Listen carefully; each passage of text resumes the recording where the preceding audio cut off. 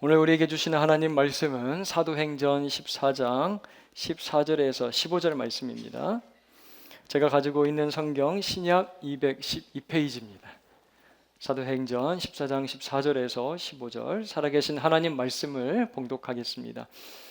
두 사도 바나바와 바울이 듣고 옷을 찢고 무리 가운데 뛰어 들어가서 소리질러 이르되 여러분이여 어찌하여 이런 일을 하느냐? 우리도 여러분과 같은 성정을 가진 사람이라.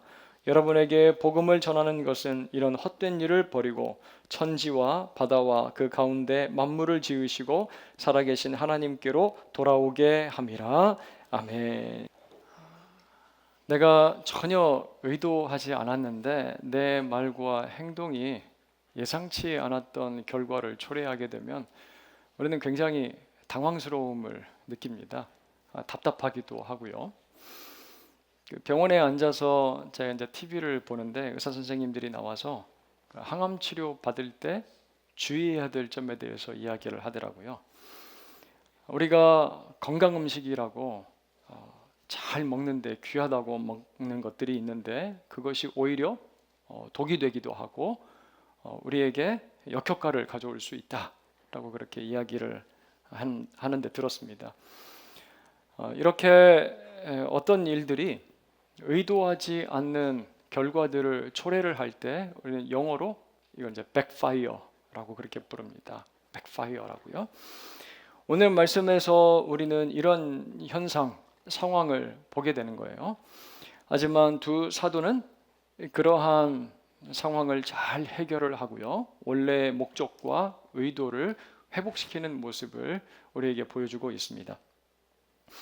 14장 4절 말씀을 가서 보면 바울과 바나바가 복음을 전하는데 이 복음 전함으로 인해서 이고니온에 살고 있는 그 도시 사람들이 두 무리로 나뉘었다라고 합니다. 이제 복음을 듣는데 복음을 들은 사람이 두 부리로 나뉜 거예요. 이렇게 복음이 흘러 들어가는 곳에서 우리가 종종 보게 되는 현상이 있는데 그것이 무엇이냐면 수용과 거절입니다. 수용과 거절이라고 말씀을 드렸어요. 한국 개신교 역사를 1884년 고종 황제가 선교를 허락한 때부터 보면 140년이 됐다라고 합니다. 우리 한국 개신교의 역사가요. 하지만 이미 오래전부터 많은 박해를 받으면서 한국 땅에 조선 땅에 복음을 뿌린 선교사들이 있었음을 우리가 보게 됩니다. 그중 한 사람이 1866년 제너럴 셔먼호를 타고 대동강변으로 들어왔던 토마스 선교사님이세요.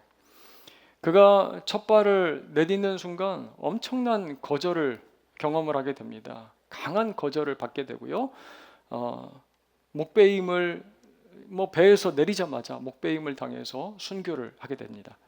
하지만 그가 죽으면서 뿌리고 나눠준 성경책을 받은 사람들이 복음을 수용한 사람들이 있었는데 그들이 교회를 세우고 첫 우리 한국 교회의 성도들이 되는 것을 개신교 성도들이 되는 것을 우리가 볼 수가 있어요. 사도 바울도 복음을 전하는데 잘 따르는 사람들과 그렇지 않은 사람들로 나뉘는 거죠.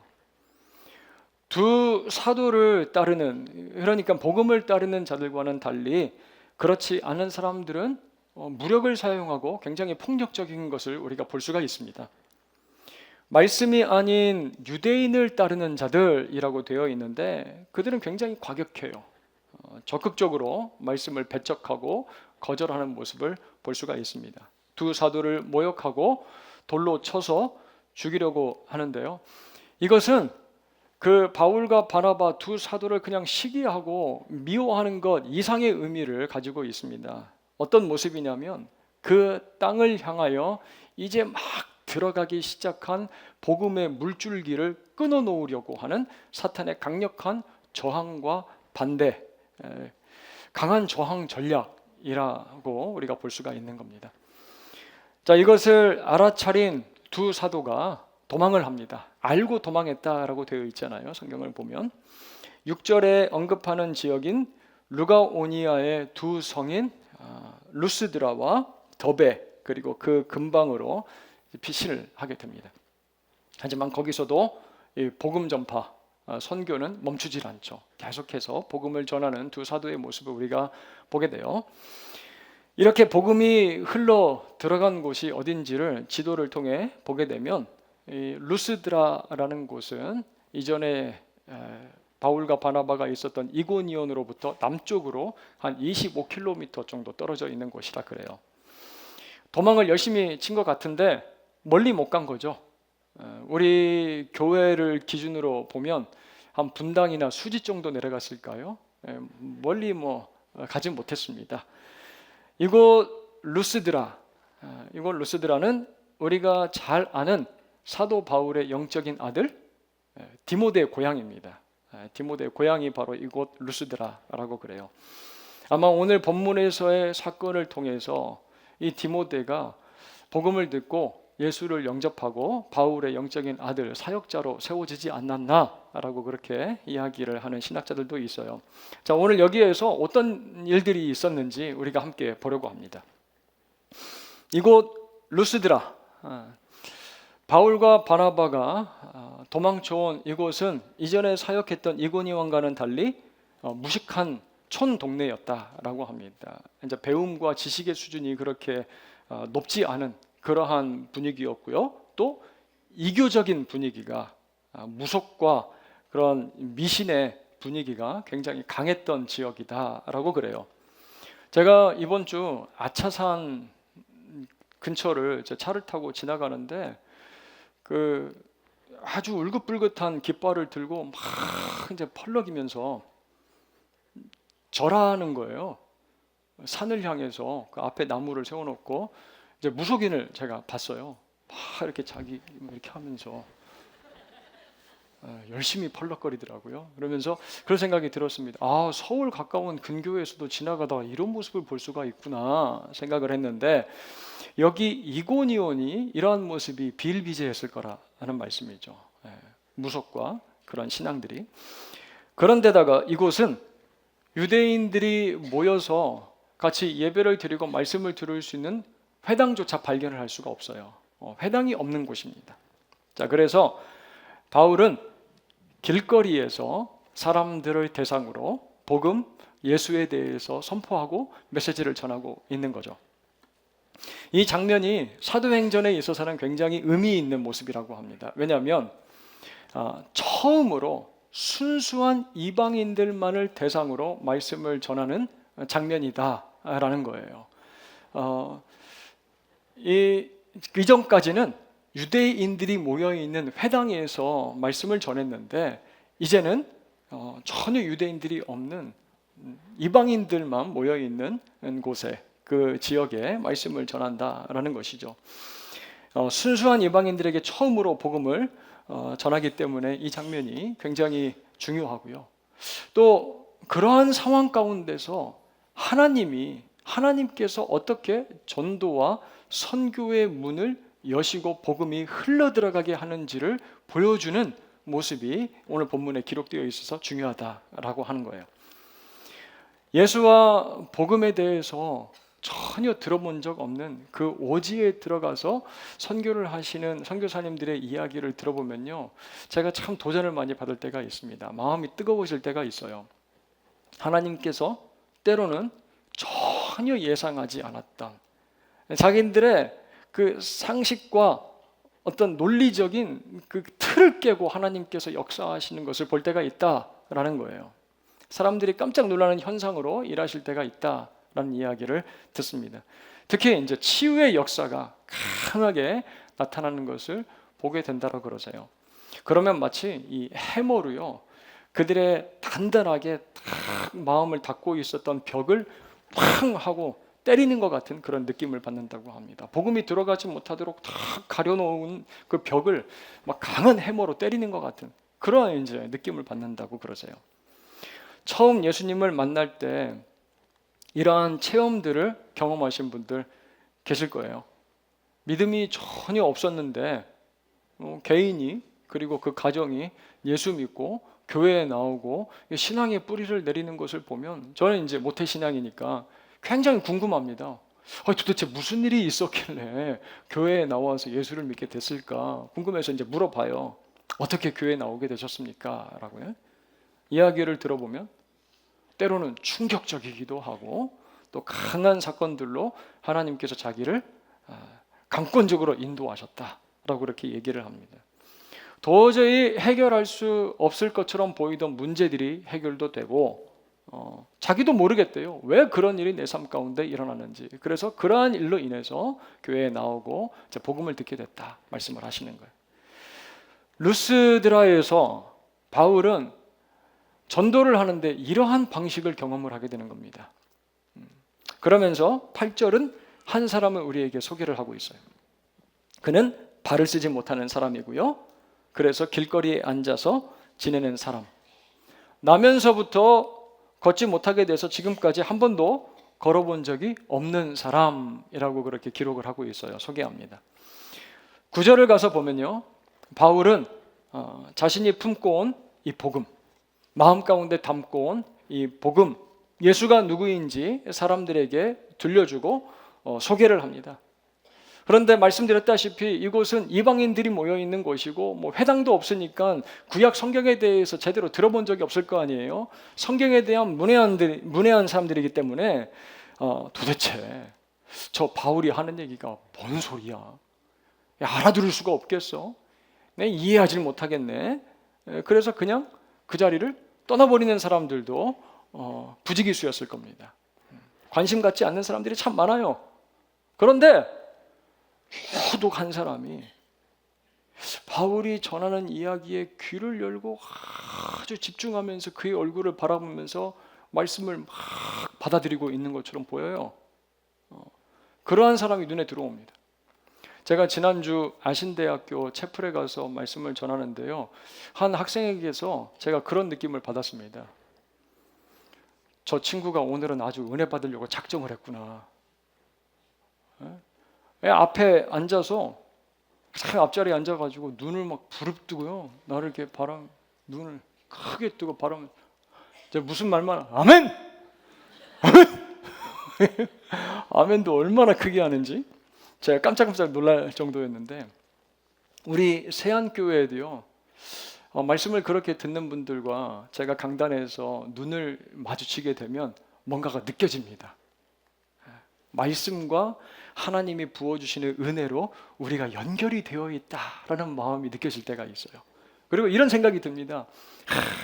하늘에서 하나님께서 준비하신 그 은혜가 말씀을 통하여 굳게 닫혀 있었던 저 성도님의 마음 가운데로 막 지금 흘러 들어가고 있구나. 그런 생각이 들 때가 있어요. 우리 찬양대는 바로 옆에 앉아 있어 자주 봐야 되는데 그렇죠? 그런 마음을 느낄 때가 있어요. 바울의 눈에도 그런 사람이 보입니다. 8절 가서 보니까 나면서부터 걷지 못하는 장애인이라고 그래요.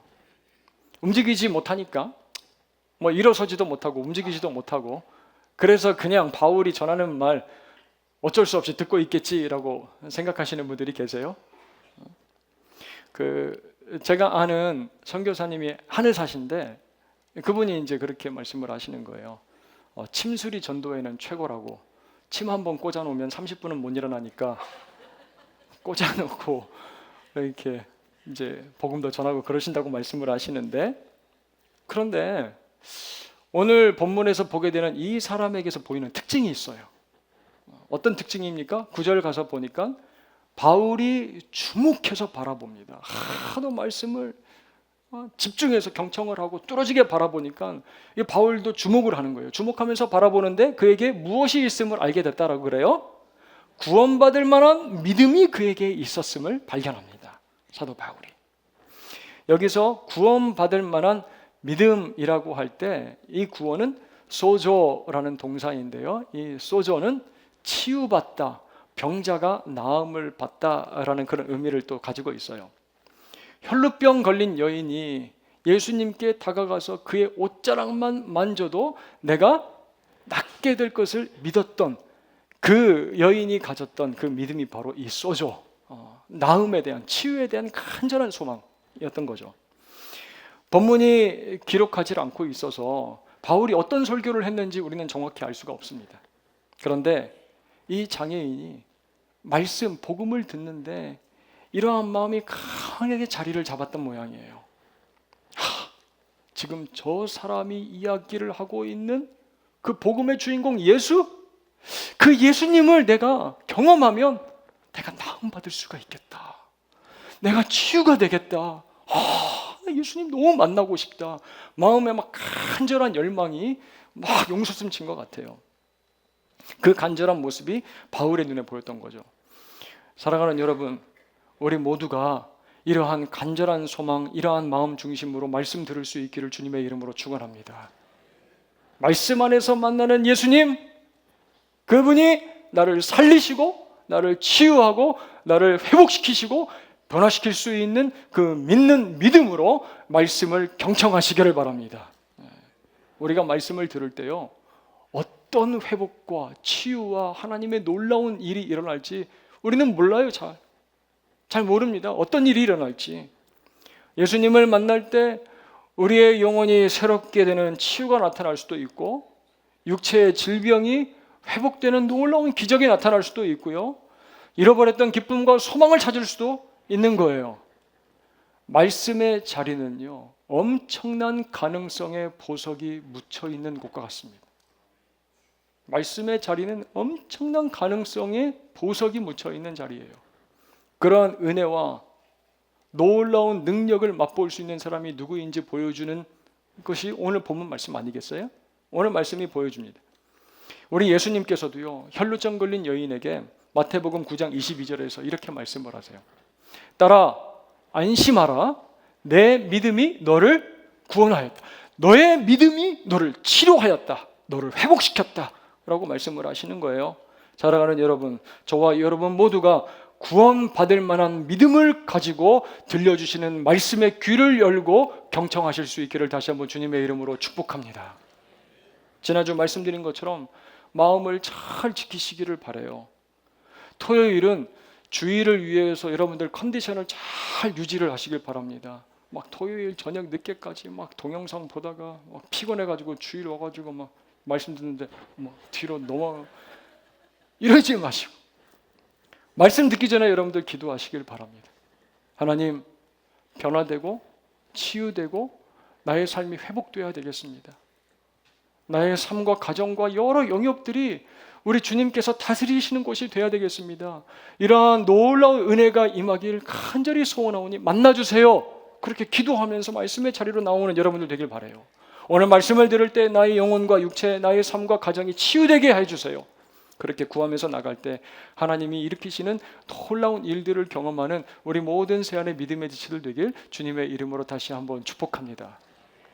자, 이제 바울이 마치 이제 스폰지처럼 막 말씀을 빨아들이고 있는 그 장애인을 주목을 하면서 메시지를 전하는데요, 성령님께서 이 사도 바울의 마음 가운데 강하게 이런 어떤 메시지를 주셨던 것 같아요.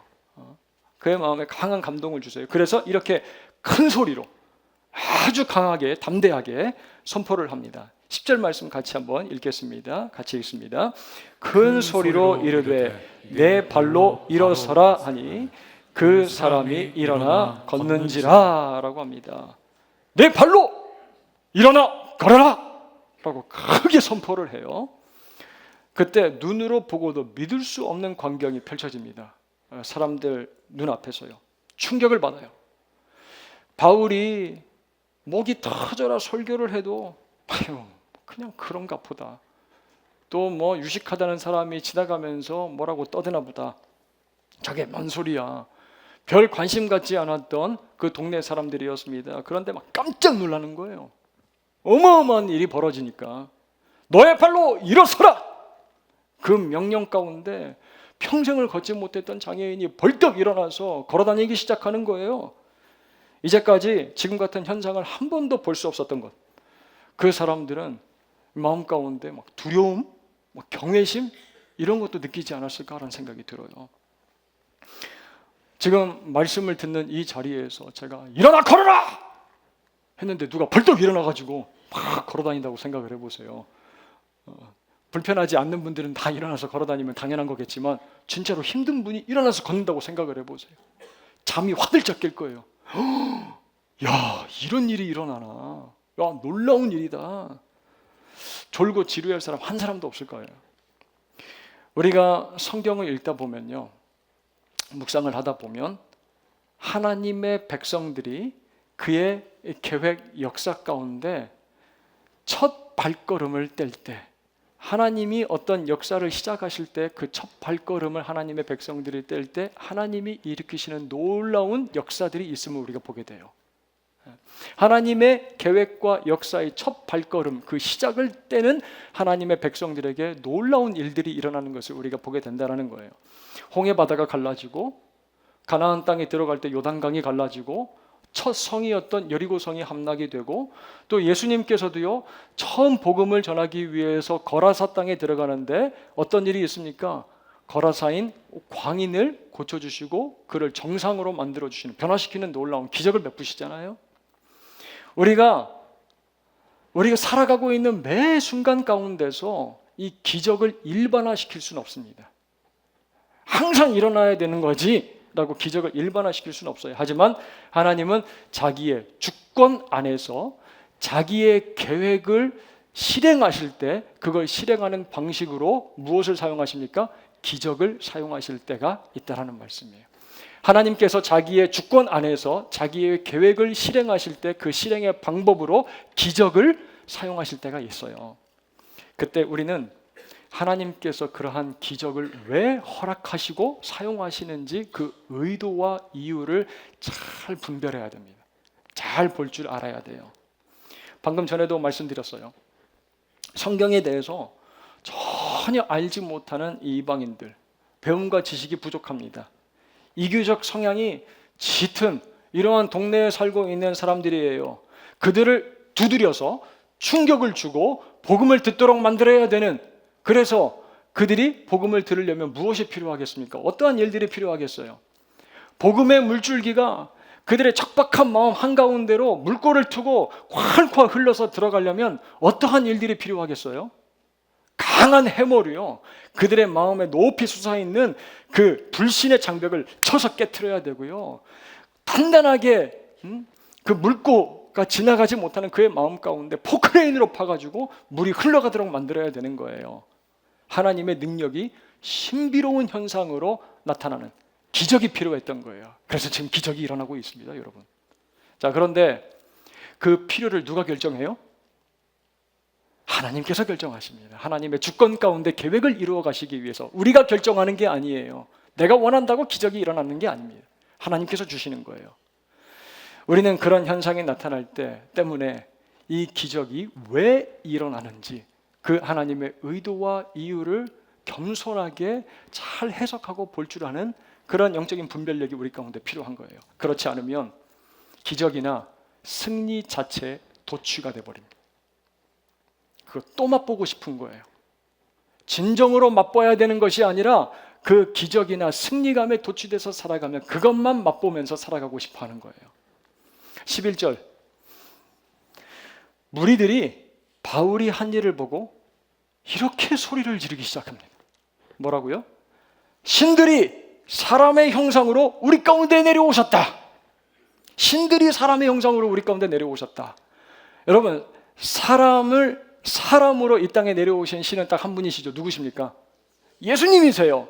그런데 그 주위에 있는 사람들이 바울과 바나바를 향해서 야, 하늘에 있는 저 신이 육신으로 이 땅 가운데 내려왔다라고 그렇게 막 이야기를 하고 있는 거예요. 황홀경에 빠져가지고요. 두 사도들 자신과 다른 존재로 인식을 한 겁니다. 자, 그러면서 바나바는 아마 이제 키도 크고요, 이게 풍채도 좋고 얼굴도 잘 생겼나 봐요. 그래서 그를 뭐라고 부릅니까? 예, 제우스라고 불러요. 또 이제 대장처럼 보이니까 이 바나바가 제우스라고 부르고요. 그리고 바울은 좀 볼품이 없는 사람이었습니다. 삐쩍 마르고 또 머리숱도 그렇게 많지가 않고 참 볼품이 없었지만 그의 말에 능력이 있는 거예요. 말도 잘하고. 그래서 그를 뭐라고 불러요? 헤르메스라고 부릅니다. 우리 자매 성도님들 마음이 막 설레십니까? 에르메스? 헤르메스가 에르메스와 똑같은 단어예요. 사람들이 바울하고 바나바를 제우스와 에르메스라고 부릅니다. 추앙해요. 그러니까 13절 가서 보면 제사장들이 이제 움직이기 시작해요.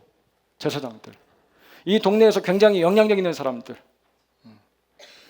제사장들이 신들의 방문에 가만히 있을 수가 없습니다. 그래서 소와 화환을 들고 함께 그 동네 사람들과 제사를 드리기 위해서 찾아오는 거예요. 이 제사장들, 유력한 사람들이.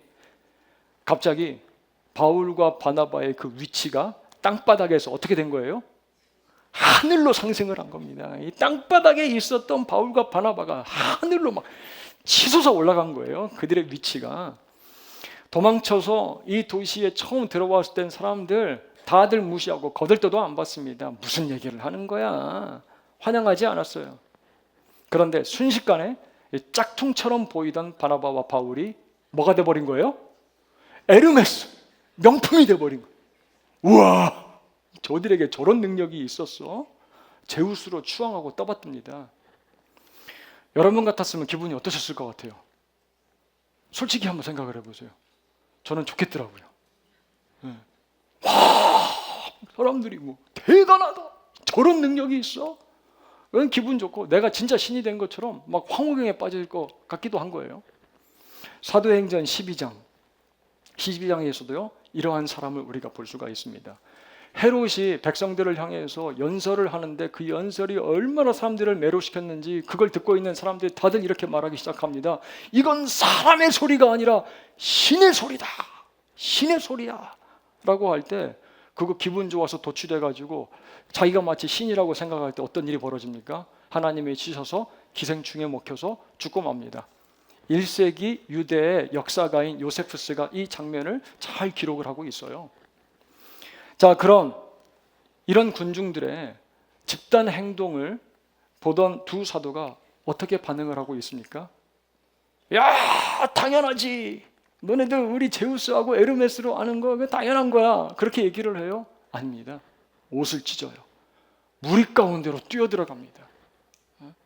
여러분, 옷을 찢었다는 건 우리나라에서는 머리를 미는 것과 마찬가지일 거예요. 머리를 이제 삭발을 하잖아요. 어떤 일이 있을 때 잘못된 일에 대한 분노와 강한 그 마음 가운데 이 뭔가에 대한 잘못된 부조리를 표현하고 싶을 때 머리를 미는, 옷을 찢는 거예요. 그렇게 옷을 찢으면서 하는 말이 15절입니다. 15절 말씀. 여러분이요, 어찌하여 이러한 일을 하느냐? 우리도 여러분과 같은 성정을 가진 사람이라, 여러분들과 똑같은 육체를 가지고 있고 성향과 성품을 가지고 있는 사람이다 라고 이야기를 하는 거예요. 여기부터는 함께 읽습니다.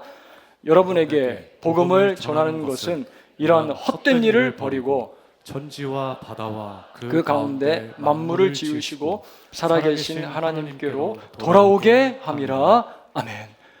바울과 바나바는요, 그들이 복음을 전하고 복음을 전할 때 이런 놀라운 기적이 일어나는 이유와 하나님이 그들을 사용하신, 그들을 통해 기적을 베푸신 그 의도를 정확하게 알고 있어요. 복음을 전할 때 나면서부터 걷지 못한 이 장애인 일어나 걷게 된 이유, 바로 하나님께 돌아오게 하려고. 그리고 그 모습을 본 많은 사람들 또한 하나님께 돌아오게 하려고 이러한 기적이 허락되고 나타났다라는 거예요. 이 사실을 잘 기억을 하지 못하면요, 우리는 오늘 루스드라 시민들처럼 될 수도 있습니다. 이 하나님의 이유와 의도를 잘 우리가 보질 못하면 우리들은 루스드라 사람들처럼 될 수도 있다라는 거예요. 기적의 도취가 돼요. 그것을 신으로 추앙하고 숭배하고 그것을 맛보면서만 살아가기를 원하는 루스드라 사람처럼 될 수도 있다라는 말씀이에요. 한국교회 얼마나 아름답게 성장을 하고 그리고 발전을 해왔습니까? 그런데 발전과 성장이 에르메스와 제우스처럼 추앙하고 추구하고 숭배하는, 숭상하는 그 지향이 되면 어떻게 되는 거예요? 한국교회는 우상 숭배에 빠지고 마는 거예요. 루스드라 모습처럼 변해버리게 되는, 변질되는 겁니다. 예수님께서 오병이어 기적으로 사람들을 배불리실 때 사람들이 어떻게 반응하면 얼마나 놀라운 기적이에요. 배고픈 사람들이 풍족하게 먹었습니다. 포식한 거예요. 그 사건 때문에 사람들이 예수님을 추종합니다. 따라다녀요. 그때 자기를 찾아온 수많은 무리들을 향해서 예수님이 뭐라고 말씀하시냐면 요한복음 6장 26절 말씀이에요. 예수께서 대답하여 이르시되 내가 진실로 진실로 너희에게 이르노니 너희가 나를 찾는 것은 표적을 본 까닭이 아니요 떡을 먹고 배부른 까닭이로다 라고 말씀을 하세요. 예수님의 이 말씀에서 표적을 본다는 건요, 예수님이 나타내신 그 기적의 사건이 무언가를 보여주는 사인이라는 거예요. 보여주는 그 사인이 보여주는 그 실체를 봐야 되는데 그러질 못하고 무엇만 지금 보는 거예요? 나타난 현상만 보고 있는 거예요. 먹고 배부른 그 현상이 좋아서 주님을 쫓아다닌다라는 말씀이에요.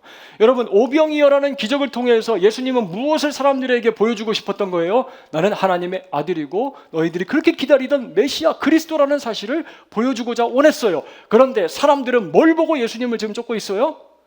야, 우리를 배부르게 해줄 수 있는 사람이네. 먹고 배불렀기 때문에. 표적을 본 까닭이 아니라 먹고 배부른 까닭으로 나를 쫓고 있다. 예수님을요, 물질적인 필요와 배를 채워주는 신적인 존재로 추앙을 하고 있습니다. 이러한 목적으로 예수님을 따르고 쫓는다면 그건 우상숭배와 다를 바가 없다라고 말씀을 하시는 거예요. 예수님은 참 신이십니다. 참 하나님이세요. 그런데 아이러니하게도요, 예수님을 우상화시킬 수 있다는 거예요. 그래서 예수님은 억지로 자기를 임금 삼으려는 사람들을 떠나서 피하고 도망치십니다. 하지만 오늘 막 옷을 찢으면서 무리들 안으로 들어가서 외치고 있는 바울은 분명히 알고 있습니다. 자신들이 복음을 전하고 복음을 전할 때 이러한 놀라운 기적이 나타나는 이유가 무엇이라고 하는 거예요? 사람들 놀래켜서 스스로 신이 되려고 하는 목적이 아니라 이 기적을 통하여 많은 사람들을 하나님께로 돌아오게 하려고 하는 하나님의 의도와 이유다. 그걸 분명히 알고 있는 거예요. 그래서 호소합니다.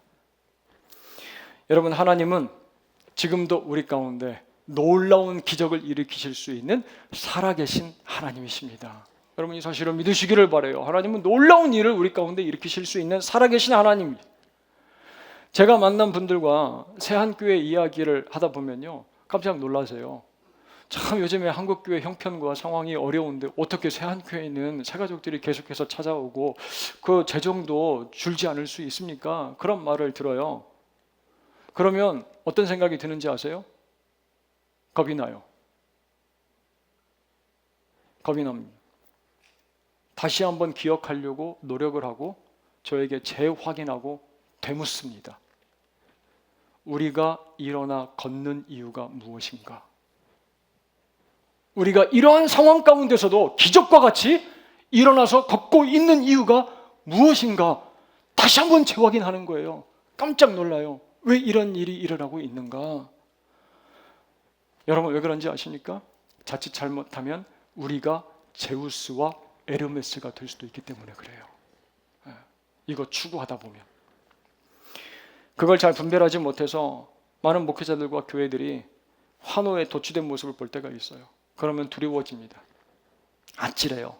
그래서 어저께 막 눈도 내리고 그랬잖아요. 갑자기 추워졌는데 정신 좀 차려야 될 것 같아서 밖에 나가서 기도하면서 걸었어요. 정신 차리라고. 하나님, 내가 일어나 걷는 이유를 알게 해주세요. 우리 새한교회가 일어나 걷는 이유를 분명히 모든 성도 한 사람 한 사람 다 알게 해주세요. 그렇게 기도를 하면서 추운 날씨에 막 걸어 다녔어요. 정신 바짝 들더라고요. 요 몇 년 우리 새한교회 많이 달라졌어요. 밑에 카페도 생기고 강단도 보기 좋게 변하고 커피 맛도 좋아지고 순모임, 친교도 잘 하고 있고요. 하지만 이러한 것들이 교회가 추구하는 것 자체가 되면 안 돼요. 교회가 추구하는 것 그 자체 본질이 되면 큰일 납니다. 그러면 에르메스가 되고 제우스가 되어버리는 거예요. 그것이 우리 안에 신이 되어버리면 교회는 루스드라가 될 수 있음을 우리는 기억하고 경계하고 조심해야 됩니다. 그렇지 않으면 교회는 카페가 되고, 그렇지 않으면 교회는 공연장이 되고, 같이 모여서 친교하는 소셜 클럽이 될 수도 있는 거예요. 조심해야 합니다. 이러한 모습을 바울이 본다면 우리에게 이렇게 말할 거예요. 여러분이요, 어찌하여 이런 일을 하느냐? 어찌하여 이런 일을 하느냐? 여러분에게 복음 주시고 공동체를 주시고 물질도 주시고 건강도 주시고 여러 가지 은혜와 기적을 베푸시는 것은 하나님께로 돌아오게 하려 합니다. 하나님께 돌아오게 하려 합니다. 살아계신 하나님께 돌아오게 하기 위해서 우리들에게 이러한 은혜와 놀라운 기적들을 베풀어 주시는 것이다 라고 그렇게 외칠 것 같아요. 어제 한 성도님을 제가 카페에서 만났습니다. 늘 몸이 연약하고 아픈 분이어서 걱정하면서 제가 다가갔어요. 그랬더니 이렇게 말씀을, 요즘에 신경이 한 부분이 눌려 있어서 몸 이곳저곳에서 마치 칼날로 베는 것처럼 날카로운 신경통이 막 찾아온다고 그래요. 몸이 얼마나 아픈지 힘들다고 그러면 막 쿡쿡 쑤시는 것 같대요, 송곳으로. 그래서 제가 안타까움에 마음 가운데 간절히 이렇게 기도를 했어요. 하나님, 우리 성도님 치유해 주셔서 통증도 사라지고 생활하는데 어려움이 없게 해주세요. 그렇게 이제 간절히 기도하는 마음으로 다가갔어요. 그러면서도 기도하면서도 쉽지 않겠다, 짜증이 나겠다, 낙심도 되겠다, 불안하겠다. 그래서 제가 이렇게 물었어요. 괜찮으세요? 힘들죠? 낙심도 많이 되죠? 그랬더니 이렇게 대답을 합니다. 목사님, 통증이 심해서 견딜 수는 없는데 말씀이 읽혀요. 말씀이 술술 너무 재밌게 읽혀요. 기도도 잘 돼요, 목사님. 그렇게 말씀을 하시는 거예요. 제게 이런 생각이 들었습니다. 야, 하나님께 마음을 딱 맞춘, 하나님을 향해서 그 방향, 그 마음을 딱 맞추고 있는 사람에게는 기적이 일어나도 기적이 안 일어나도 별 문제 될 것 없겠다라는 생각이 드는 거예요. 기적이 일어나도 기적이 안 일어나도 별 문제 될 게 없겠다. 하나님께 방향을, 삶의 방향을 맞추고 살아가는 사람에게, 이러한 지체에게 만약에 기적이 일어난다면 그 이유를 분명히 알겠다라는 생각이 드는 거예요. 그래서 이렇게 기도를 했습니다. 하나님, 일어나 걸어야 될 이유를 아는 사람들에게는 기적을 일으켜 주시옵소서. 간절히 소망하면서 기도했어요. 하나님, 일어나서 걸어야 되는 이유를 아는 사람에게는 하나님 그런 기적을 베풀어 주세요. 기도를 했습니다. 사랑하는 여러분, 우리가 복음을 듣고 복음을 품고 살아가는 이유가 무엇입니까? 기적을 경험하려고요? 기적을 소망하기 때문에 우리가 복음을 듣고 예수님을 따릅니까? 아니에요. 여러분, 기적은 필요에 따라 하나님의 주권 안에서 우리에게 주어질 수도 있고 또 그렇지 않을 수도 있어요. 기적이 조건이 아니에요. 하나님을 따라가는, 예수님을 따라가는 데 있어서. 그런데 그것에 도취되면 그 기적이 제우스와 에르메스가 돼버려요. 그것을 가능하게 만들어줄 수 있는 다양하고, 그리고 우리가 손쉽게 이룰 수 있는 그러한 방법들을 우상화해요. 그것들을 추앙하면서 그것들을 따라다니며 살아가게 되는 거예요. 오늘 말씀은 우리가 예수를 믿고 복음을 들으면서 살아갈 때 일어나 걷게 되는 기적들이 우리의 삶 가운데 때로 나타날 수 있다고 말씀을 하십니다. 일어난다고 하세요. 그 이유를 우리는 잘 분별해야 합니다. 잘 분별해야 돼. 바로 세상의 헛된 것을 버리고 살아계신 하나님께로 돌아오는 삶을 살게 하기 위하여 우리에게 그러한 은혜를 베풀어 주신다라고 말씀을 하고 계시는 거예요. 이 사실을 기억하며 기적을 쫓는 것이 아니라 복음을 품고 우리의 주인 되신 예수 그리스도를 신실한 제자로 쫓고 따라갈 수 있는 저와 여러분들 모두가 될 수 있기를 주님의 이름으로 축원합니다.